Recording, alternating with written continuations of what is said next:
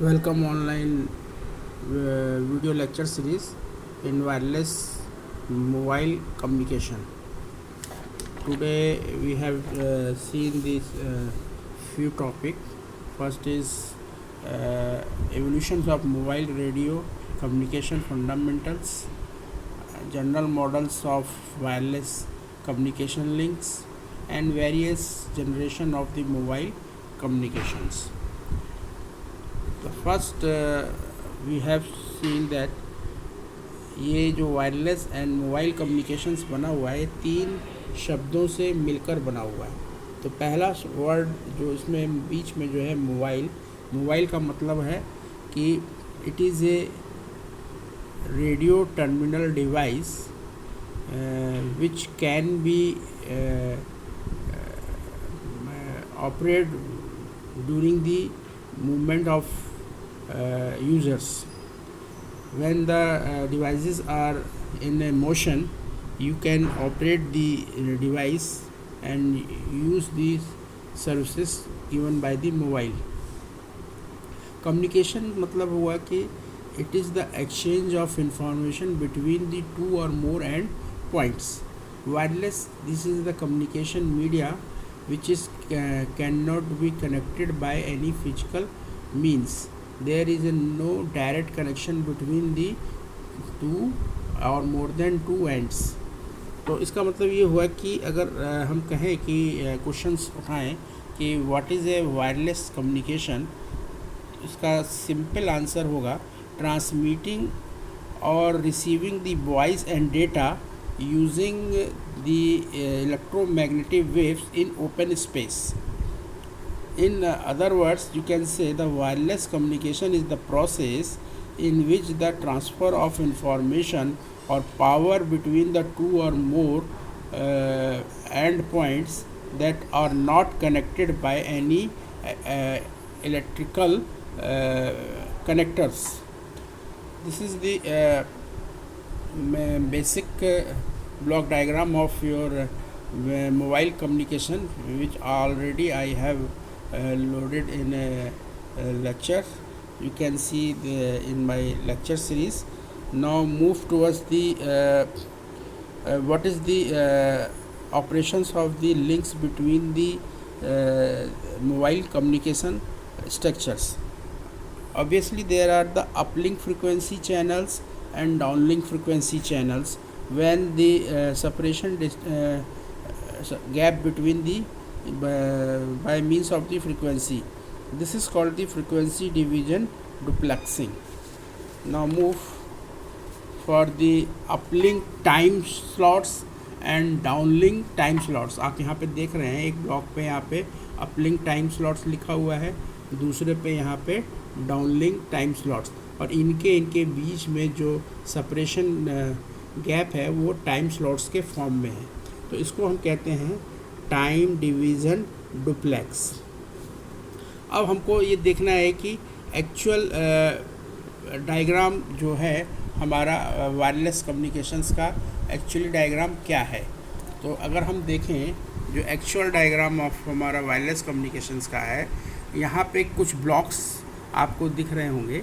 ये ब्लॉक्स हैं source encoder, channel, और you can see the channel encoder, modulator, और जो ओपन स्पेस है that is known as the wireless channels. और वायरलेस चैनल्स के बाद में जो रिसीव्ड सिग्नल है जो कि मॉड्यूलेटेड ट्रांसमिट सिग्नल्स होके आया है, वो सिग्नल्स गया है डीमॉड्यूलेटर में, और फिर उसके बाद का जो ब्लॉक है चैनल डिकोडर और सोर्स डिकोडर. तो ये जो ब्लॉक है एक्चुअली ये वायरलेस कम्युनिकेशंस का ब्लॉक है. और वायरलेस कम्युनिकेशन होता है due to radio electromagnetic waves के प्रोपोगेट करने से, जो कि ट्रांसमिट करता है ट्रांसमीटर और इसी सिग्नल्स को रिसीव करता है सिग्नल्स. तो जब हम बात करते हैं वायरलेस कम्युनिकेशंस की, तब हमारे मन में एक डाउट आता है, जो डाउट है मोबाइल कम्युनिकेशन. तो wireless communication is nothing but it is the similar to the mobile communications. So mobile जैसा कि ये रेडियो टर्मिनल्स है जो ड्यूरिंग दी मूवमेंट्स ऑपरेट होता है यूज़र्स के द्वारा। और इसका अगर हम डिवीज़न करें मोबाइल कम्युनिकेशंस का, तो ये 4 पार्ट में डिवाइड होता है। एक होता है मोबाइल यूज़र, दूसरा होता है मोबाइल सर्विस, तीसरा होता है मोबाइल नेटवर्क,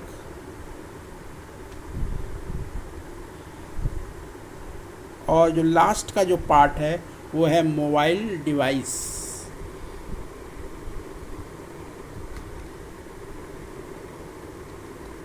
ये 4 पार्ट मिलके मोबाइल कम्युनिकेशंस बनते हैं।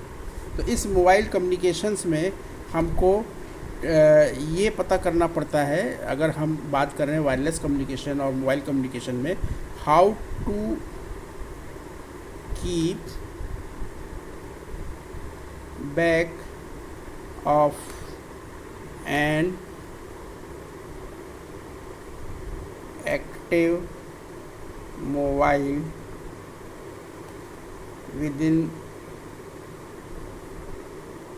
within a cellular network। तो जब इस ब्लॉक को हम एक टर्म्स से जोड़ते हैं, जिस टर्म्स का नाम है, यहाँ पे ध्यान दीजिएगा, मूवेबिलिटी। तो जब इस ब्लॉक से ये कनेक्ट होता है तब इसका मतलब होता है फ्रीली, मूवेबिलिटी मतलब हो गया फ्रीली, मूवेबिलिटी का मतलब हुआ freely to move any time anywhere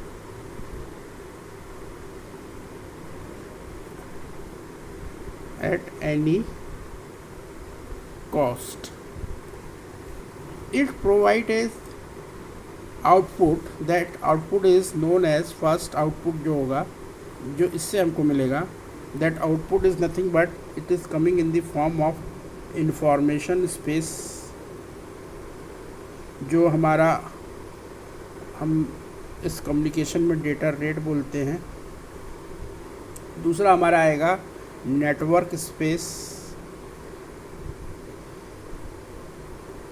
जो हम देखते हैं टेक्नोलॉजी के टर्म्स में GSM, GPRS, LTE। और जो तीसरा टर्म आता है वो कहलाता है फिजिकल स्पेस। फिजिकल स्पेस में हम मेमोरीज़ को भी ऐड करते हैं, और ये अपीयरेंस है इकोनॉमिक्स के टर्म्स में। और जब इस सिस्टम्स का हम यूटिलाइज़ करते हैं कि हमारा जो सिस्टम है नेटवर्क में वर्क कर रहा है, तब हमारा नेटवर्क इन ए मोबाइल कम्युनिकेशन सिस्टम बनता है। और जब नेटवर्क इन ए मोबाइल कम्युनिकेशन सिस्टम्स का जब हम डिज़ाइन कर लेते हैं, तब हमारे सिस्टम्स के अंदर 3 टर्म्स आते हैं। पहला जो टर्म्स है हमारा, अगर नेटवर्क इन मोबाइल कम्युनिकेशन सिस्टम, इसमें मेरे 3 टर्म्स आएंगे। एक आएगा वायरलेस नेटवर्क, दूसरा टर्म्स जो आएगा वो कहलाएगा वायर लाइन नेटवर्क, तीसरा टर्म जो आएगा वो कहलाएगा एडहॉक नेटवर्क।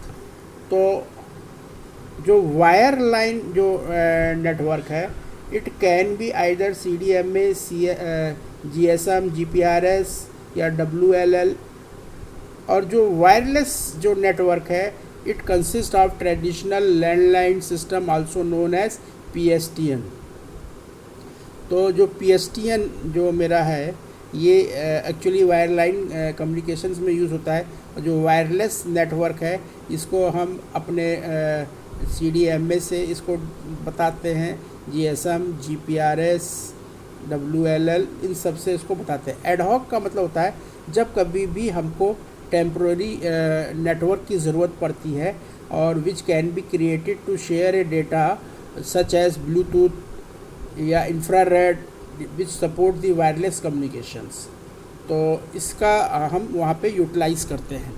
तो जैसा कि मैंने आपसे कहा कि जो सिस्टम हम यूज़ कर रहे हैं उस सिस्टम्स के अंदर अगर हम इस ब्लॉक डायग्राम को अगर ध्यान से देखें तो जिसके अंदर source encoder, channel encoder, modulator, wireless channels, demodulator, channel decoder और सोर्स डिकोडर बना हुआ है।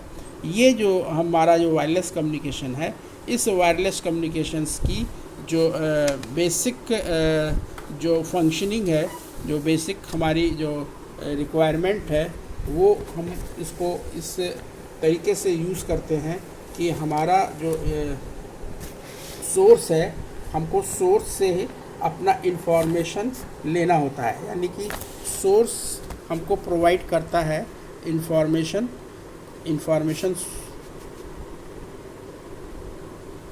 सोर्स हमें इंफॉर्मेशन देता है। और बेसिकली जो ये इंफॉर्मेशन है, ये इंफॉर्मेशन बैंड लिमिटेड होती है, तो हमको ज़रूरत पड़ती है एनालॉग टू डिजिटल कन्वर्ट करने के लिए, क्योंकि जो भी डेटा हम यहाँ पे यूज़ कर रहे हैं वायरलेस कम्युनिकेशन में, वो हम डिजिटल डेटा यूज़ कर रहे हैं। तो हमारा जो इसका जो इंफॉर्मेशन है वो डिजिटल डेटा के फॉर्म में मिलना चाहिए।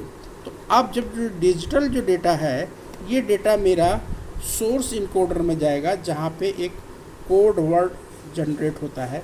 कोड वर्ड हम जनरेट करते हैं और ये सोर्स जो मेरा इनकोडर है, इसके अंदर सोर्स कोडर बना होता है जो रिड्यूस करता है रिडेंसी को और इन सोर्स सिग्नल्स में है। क्योंकि जब कभी भी हम कोई भी सिस्टम्स को इंटरचेंज करते हैं, जैसे कि कोई मेरी फाइल रॉ में है और उसको मैंने JPG में कन्वर्ट किया, तो जो एलिमेंट्स हम इसमें कन्वर्ट करते हैं उसमें कहीं ना कहीं कुछ रिडेंसी हमको कंप्रोमाइज़ करनी पड़ती है। तो जो रिडेंसी के जो टर्म्स हैं, जो हमारा आउटपुट आना चाहिए, वो डिस्क्रीट मेमोरी लेस सोर्स के फॉर्म में आना चाहिए। तो जो डिस्क्रीट मेमोरी लेस सोर्स के फॉर्म में जब हम इस डेटा को इकट्ठा करते हैं, तो जो मेरा डेटा हमको प्राप्त होता है, उस डेटा का जो एक्चुअल सोर्स इनकोडर का जो आउटपुट होना चाहिए, जो हमको इंफॉर्मेशन सोर्स से मिल रही है, that means the information source provide an analog source signal and that should be fed into the source ADDC, यानी कि analog to digital converter. This ADDC we can say like is the band limited signals from the analog information. If it is necessary, then we convert the signal into a stream of digital signals. So the signals data can be either, if in the form of analog, then we have doing the sampling, after that the quantization, and we see the number of bits per symbol. तो जो जितने samples हम लेते हैं, उन sample को हम bits पर रेट पे लेते हैं और तब हम उसको इस सोर्स इनकोडर के अंदर हम उसको डालते हैं। तो सोर्स इनकोडर के अंदर हमारा सोर्स कोडर बना होता है। और सोर्स कोडर का काम क्या है इस सोर्स इनकोडर के अंदर, कि सोर्स कोडर यूजेस दी प्रियर इंफॉर्मेशन जो कि on the source data in order to reduce the redundancy in the source signals, and this reduce the amount of source data to be transmitted, and thus the required transmission time either it is and or it is or bandwidth. So the code produced by the discrete memoryless source, it has to efficiently represented, which is the important problem in the communications. For this happen, there is we need a certain types of code words which represent the source coders. So this coder words represents the source encoders. That is the source. This is nothing but this is the source codes. So now move to the another block, that is the channel encoder. So channel encoder means it is the it have a channel coder. The channel coder add the redundancy in order to protect the our data against the transmissions error. So channel coders often use the information about the statics of the error sources in the channel, that is in the form of either noise power or interference, or you can say it is the design codes that are specially well suited for the certain type of channel. And normally cases we have to use Reed-Solomon code. Here we Reed-Solomon codes. Reed-Solomon codes specially design codes हैं जो हमारे data को product करते हैं, और जो verse errors है जिसमें दो या दो से ज़्यादा जीरोस वंस बिट्स चेंज हो रही हैं ड्यूरिंग दी ट्रांसमिशंस. सो वो उस एरर को डिटेक्ट करती है और उसको प्रोवाइड करती है कि वो एरर ना होने पाए. इसके बाद जब हम इसको मॉड्यूलेटर के अंदर डालते हैं, here it is a modulator, तो मॉड्यूलेटर में हमको कई सारे काम एक साथ करने पड़ते हैं. पहला काम हमको करना पड़ता है, चूँकि डेटा बहुत यूज़ होता है और वो in the form of voice plus data है, तो अब इस डेटा को कंट्रोल करने की ज़रूरत पड़ती है. तो कंट्रोल करने के लिए हम एक टर्म यूज़ करते हैं, that term is known as signaling. तो सिग्नलिंग में हम क्या करते हैं, in signaling we add the control information for establishing and ending of the connections for associating information within the correct user synchronizations. So signaling information is usually strongly protected by the error corrections codes.